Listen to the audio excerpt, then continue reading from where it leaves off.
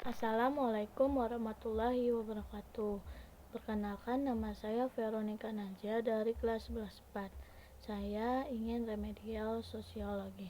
Pengertian kelompok sosial adalah kumpulan individu yang memiliki kesamaan identitas dan berinteraksi secara struktur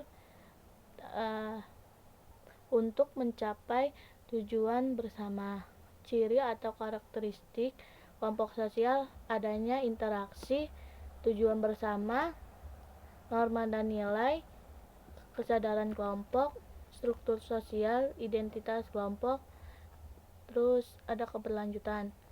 Terus syarat terbentuknya kelompok sosial, pertama adanya kesamaan kepentingan, terus kedua interaksi yang intensif, yang ketiga struktur yang terorganisir, dan yang keempat norma yang disepakati. Bentuk-bentuk kelompok sosial menurut para ahli, ada Emil Durkheim, solidaritas mekanik, kelompok dengan kesamaan pekerjaan dan kepercayaan ciri masyarakat tradisional. Terus ada solidaritas organik, kelompok dengan spesialisasi pekerjaan yang tinggi dan saling bergantung, ciri masyarakat modern. Terus ada Ferdinand Tönnies, Gemeinschaft atau paguyuban, kelompok dengan hubungan erat, intim dan personal, contohnya keluarga dan komunitas.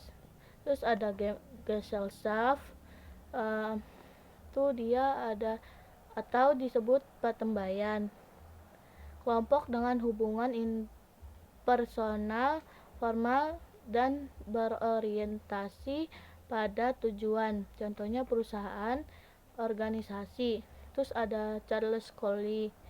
Terus ada kelompok premier, kelompok kecil dengan interaksi tatap muka dan hubungan emosional yang kuat, contohnya keluarga dan sahabat. Terus ada kelompok sekunder.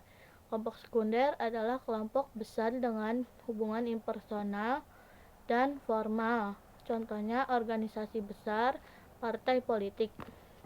Terus ada bentuk kelompok sosial yang tidak teratur, yaitu ada kerumunan atau crowd, kumpulan orang di suatu tempat tanpa struktur yang jelas dan interaksi secara struktur atau teratur.